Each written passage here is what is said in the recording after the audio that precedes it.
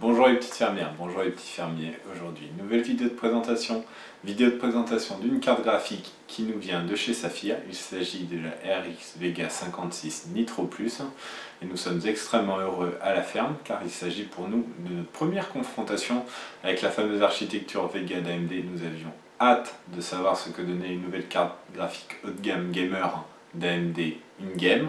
Donc on est très content de réaliser ce test. On va tout de suite vous présenter la carte graphique et son bundle.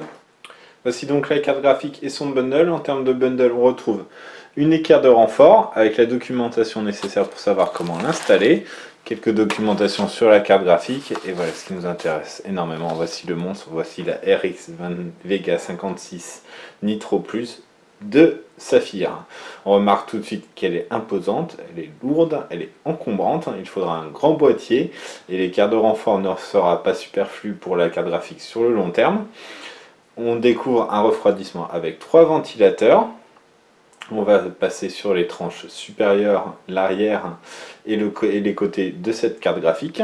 Voici la tranche supérieure de la carte graphique RX Vega 56 Nitro Plus de Saphir. On découvre les ailettes en aluminium du refroidissement, mais surtout la carte a besoin de 3 connecteurs 8 pins pour fonctionner et vous allez le découvrir par le biais de notre test. Cela trahit forcément une consommation assez élevée in-game. On découvre l'arrière de la carte graphique avec donc une backplate qui couvre l'ensemble du PCB sauf l'arrière du GPU. On retrouve le logo Nitro de Saphir qui est rétroéclairé par des LED. Voici les sorties vidéo, on retrouve 2 sorties DisplayPort et 2 sorties HDMI pour cette RX Vega 56. Voici donc le refroidissement de notre carte graphique, la base est en cuivre. On découvre ici 5 caloducs, de ce côté-ci il y a 3 caloducs. Les ailettes sont en aluminium. Le refroidissement est assuré par 3 ventilateurs de 200 mm et 1 de 90 mm. On découvre le PCB de notre carte graphique avec un die impressionnant. Pour rappel, cela regroupe le GPU et les puces mémoire HBM2 pour un total de 8 Go. On constate les nombreuses phases d'alimentation au nombre de 14 et surtout les 3 connecteurs 8 pins. Le PCB est très grand, il y a des espaces vides, ça fait les a comblés avec des logos qui sont rétroéclairés. On passe maintenant à la backplate avec des petites pattes thermiques un peu partout. Et là, on découvre qu'à l'arrière du GPU, c'est laissé libre. Pour finir, on va s'attarder sur les caractéristiques techniques de cette RX Vega 56 Nitro Plus de Saphir. On retrouve évidemment un GPU Vega 10 gravé en 14 nanomètres, accompagné de 3584 shaders, de 64 ops et de 224 TMU.